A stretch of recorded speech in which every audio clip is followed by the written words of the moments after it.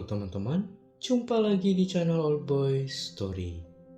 Pada kesempatan kali ini, Oldboy Story akan membahas alur cerita dari film Alice in Borderland Season 1 part kedua. Di bagian kedua ini akan diperkenalkan beberapa karakter baru, yang antara lain Nijiro Murakami yang memerankan sosok Chishia, Nobuaki Kaneko yang berperan sebagai Heather,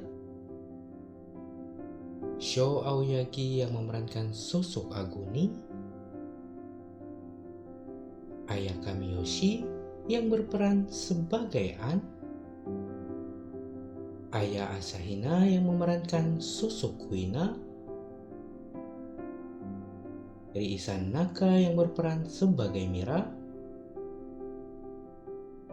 Mizuki Yoshida yang memerankan sosok Asahi, dan Suntaro Yanagi yang berperan sebagai Last Boss. Seperti biasa, tidak lupa saya ingatkan kepada teman-teman untuk mengklik tombol like, subscribe, dan tinggalkan kritik dan saran di dalam kolom komentar agar channel ini bisa terus berkembang. Serta perlu untuk kalian ketahui bahwa konten ini full spoiler.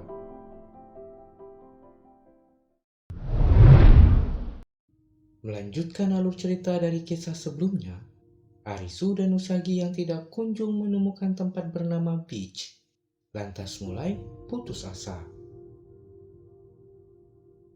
Kondisi mereka pun mulai semakin terdesak dengan jumlah visa yang semakin sedikit. ビーチの場所を突き止めてだから外じゃ眠れないって言ったじゃん。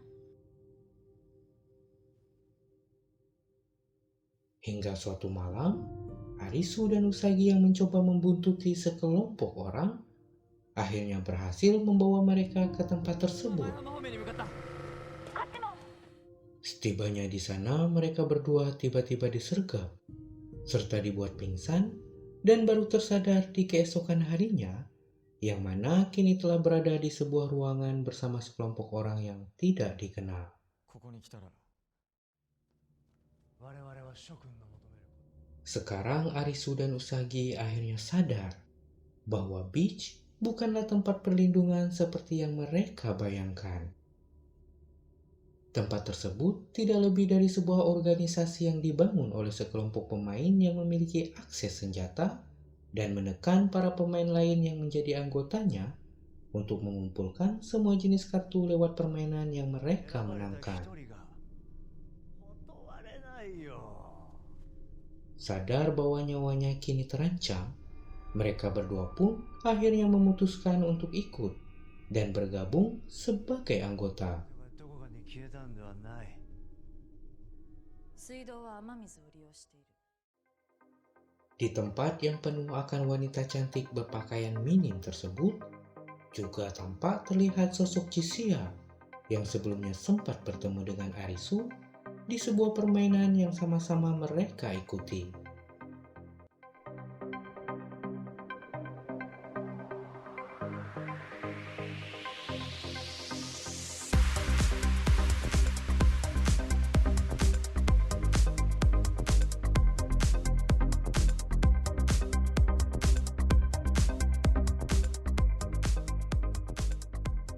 Chishia sendiri bersama rekannya Kuina ternyata merupakan salah satu anggota eksekutif di dalam organisasi Beach dan cukup dihormati oleh para anggota yang lain.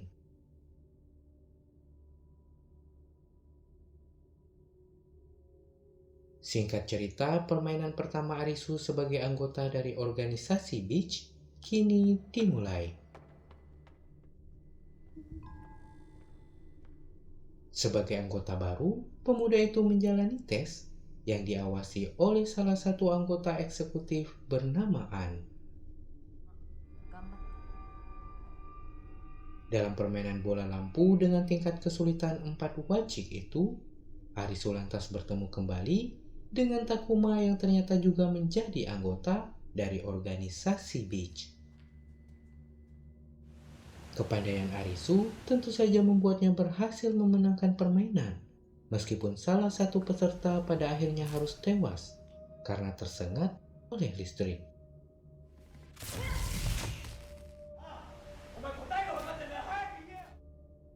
Sekembalinya dari tempat permainan, Arisu terlihat begitu senang sebab kini mengetahui bahwa Usagi yang mengikuti permainan di tempat lain ternyata juga berhasil.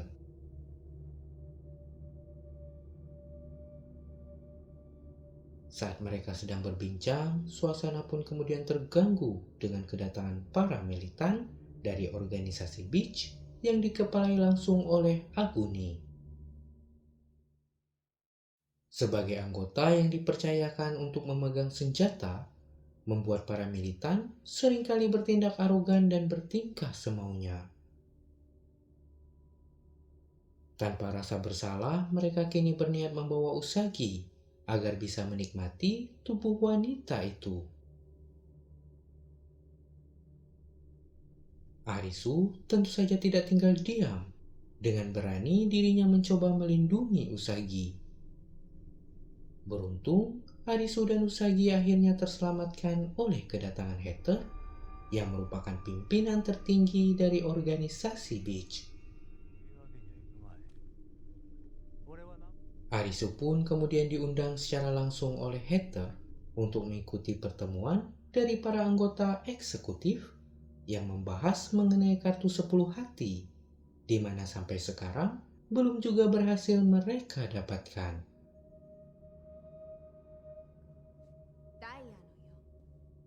Dalam pertemuan tersebut, Arisu untuk pertama kalinya bertemu dengan sosok Mira, seorang wanita cantik yang juga merupakan salah satu anggota eksekutif.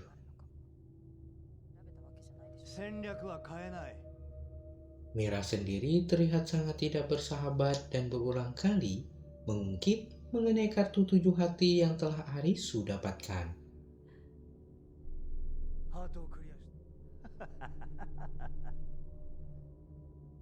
Singkat cerita, Arisu yang mencoba mendapatkan informasi dari berbagai orang yang ia temui, lantas mencoba berbicara kepada dua orang gadis bernama Momoka dan Asahi.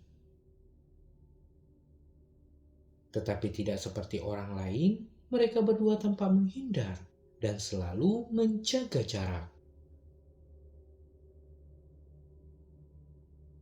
Arisu yang kemudian bertemu dengan Chishia dan Kuina lalu diajak untuk membahas suatu hal oleh kedua orang tersebut. Di sini, Chishia ternyata mengajak Arisu untuk bekerja sama dalam mengungkap segala misteri atas apa yang telah terjadi. Selain itu, Chishia yang sadar bahwa hubungan antara Hatter dan para militan yang semakin memburuk sangat berpotensi untuk terjadinya pemberontakan. Dan saat semua itu terjadi, Chishia bermaksud untuk mengambil semua kartu yang telah didapatkan oleh organisasi Beach, lalu pergi meninggalkan tempat tersebut.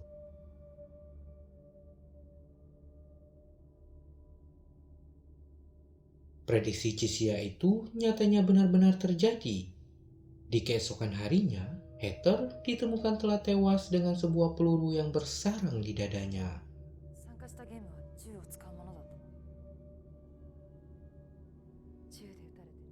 Posisi kepemimpinan pun segera berpindah ke Aguni atas persetujuan semua anggota eksekutif yang berada di bawah tekanan para militan.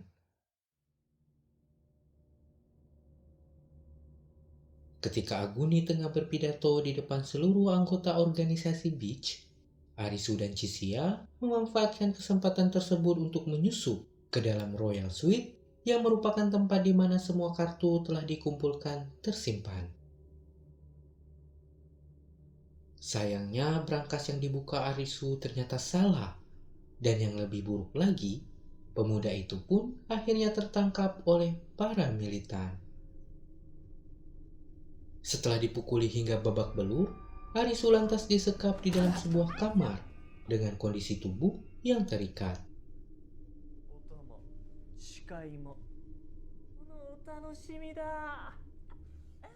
Di lain sisi, orang yang menjebak Arisu tidak lain adalah Chishia sendiri. Dari awal, pemuda itu hanya memanfaatkan Arisu sebagai umpan agar dapat membuka brankas yang sebenarnya tersembunyi di balik sebuah lukisan ketika kondisi telah benar-benar aman. Dengan semua kartu yang telah berhasil dirinya dapatkan, Cisia dan Kuina berencana untuk segera pergi. Namun, niat mereka tentu saja gagal, karena kini seluruh area hotel yang menjadi markas organisasi Beach telah disegel dan berubah menjadi sebuah area permainan.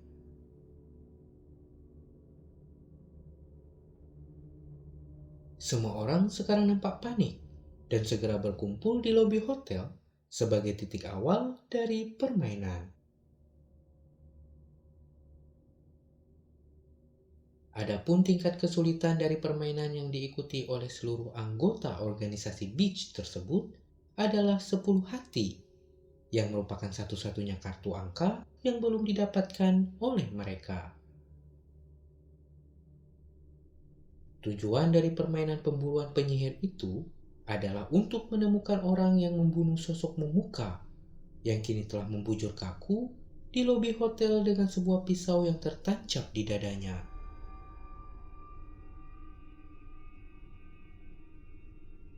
Ketika pembunuh tersebut telah ditemukan, maka semua peserta harus membakarnya di sebuah api unggun yang sekarang telah menyala di halaman hotel. Dalam kepanikan yang terjadi, An kemudian angkat bicara dan membeberkan kebenaran dari terbunuhnya Heather yang sebelumnya telah ditutupi oleh para anggota eksekutif. Sebagian besar anggota yang lain pun tentu saja segera menuduh bahwa para militanlah dalang di balik terbunuhnya Heather tersebut. Mendapati kenyataan seperti itu, para militan lantas membalas dengan tembakan dan mulai membantai para anggota yang lain dengan membabi buta. An sendiri yang ternyata adalah anggota tim forensik dari kepolisian kota Tokyo mencoba mengungkap sosok pembunuh Momoka lewat sidik jari yang seharusnya tertinggal pada pisau.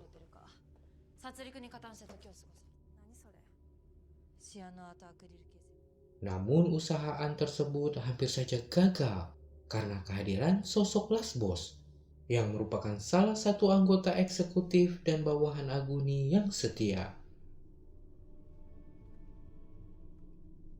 Beruntung Kuina yang saat itu tengah bersamaan memutuskan untuk menghadapi Last Boss agar An bisa terus melanjutkan penyelidikan. Kuina yang aslinya adalah seorang lelaki dan tumbuh di lingkungan keluarga yang mendalami seni bela diri, tentu saja pada akhirnya berhasil mengalahkan Last Boss. Sementara itu di tempat lain, Usagi bersama Takuma dan Asahi ternyata berhasil menemukan keberadaan Arisu yang disekap di sebuah kamar.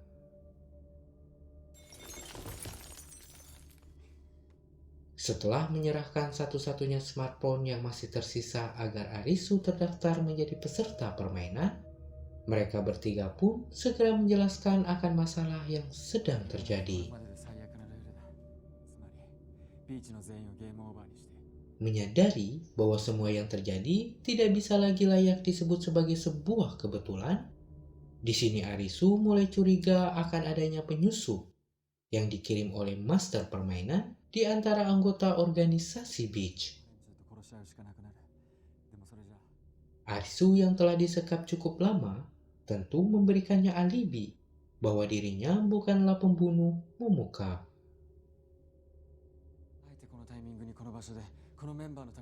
Dengan penuh keberanian, ia pun menemui sosok Aguni yang tengah berada di lobi hotel bersama anggota yang lain. Tindakan Aguni yang kemudian memukuli Arisu, padahal sudah jelas bahwa pemuda tersebut bukanlah pembunuh Momoka, membuat seluruh anggota yang tersisa dan tidak terkecuali para militan lantas menuduh Aguni lah sosok pembunuh tersebut.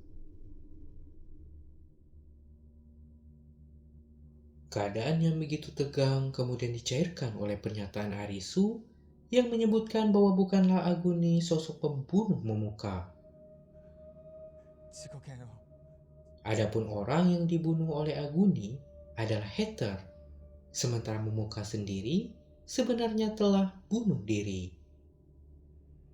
あんたはバカじゃない Namun kebencian para anggota yang telah memuncak kepada Aguni membuat keributan pun gagal terelakkan.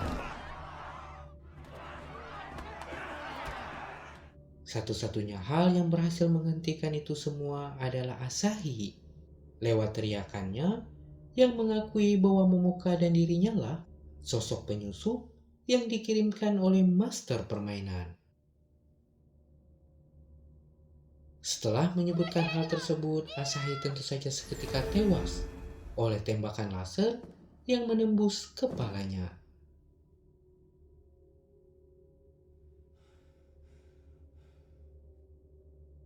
Singkat cerita, pernyataan Arisu kemudian semakin diperkuat oleh kedatangan An yang telah melakukan penyelidikan dan menemukan sidik jari milik Momoka sendiri di gagang pisau yang tertusuk pada tubuh gadis tersebut.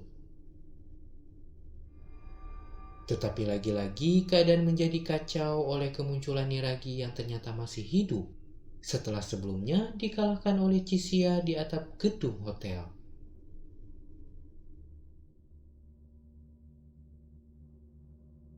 Kali ini yang menjadi sosok penyelamat adalah Aguni yang mengorbankan dirinya dan ikut tewas bersama Niragi.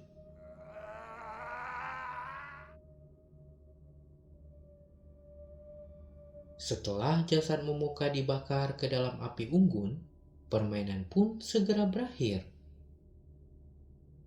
Arisu, Usagi, dan seluruh anggota organisasi Beach yang masih selamat jelas tampak sedih. Mereka menyesali atas banyaknya korban yang telah tewas, serta kebodohan mereka yang telah tertipu oleh permainan tersebut.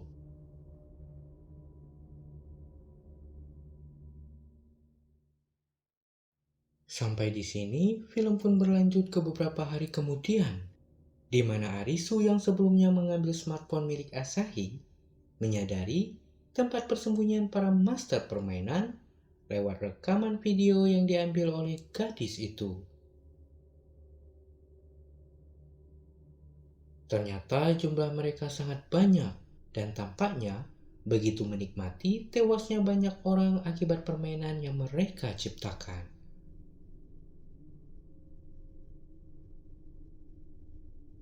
Tanpa membuang banyak waktu, Arisu dan Usagi segera mendatangi markas persembunyian para master tersebut yang tersembunyi di dalam terowongan jalur kereta api kota Tokyo.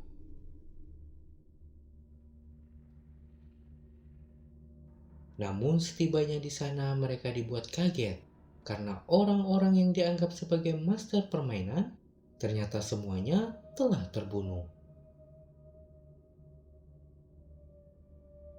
Di sana, Usagi dan Arisu juga bertemu dengan Chisia dan Kuina yang mengetahui lokasi itu lewat sebuah kertas berisi gambar aneh yang pemuda itu temukan sebelumnya.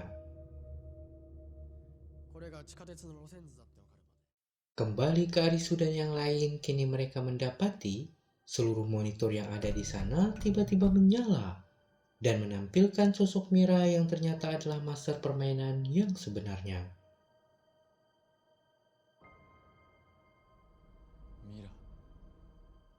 Mira yang mengetahui bahwa seluruh kartu angka telah mereka dapatkan, memutuskan untuk membawa permainan ke level selanjutnya, di mana para pemain yang menang akan mendapatkan hadiah berupa kartu wajah. Meskipun kesal, Arisu tentu saja tersenyum, karena walaupun dirinya sadar level permainan akan semakin sulit, namun setidaknya kini dirinya tahu target yang harus ia kalahkan untuk membalas dendam atas kematian teman-temannya. Sampai di sini, film pun selesai.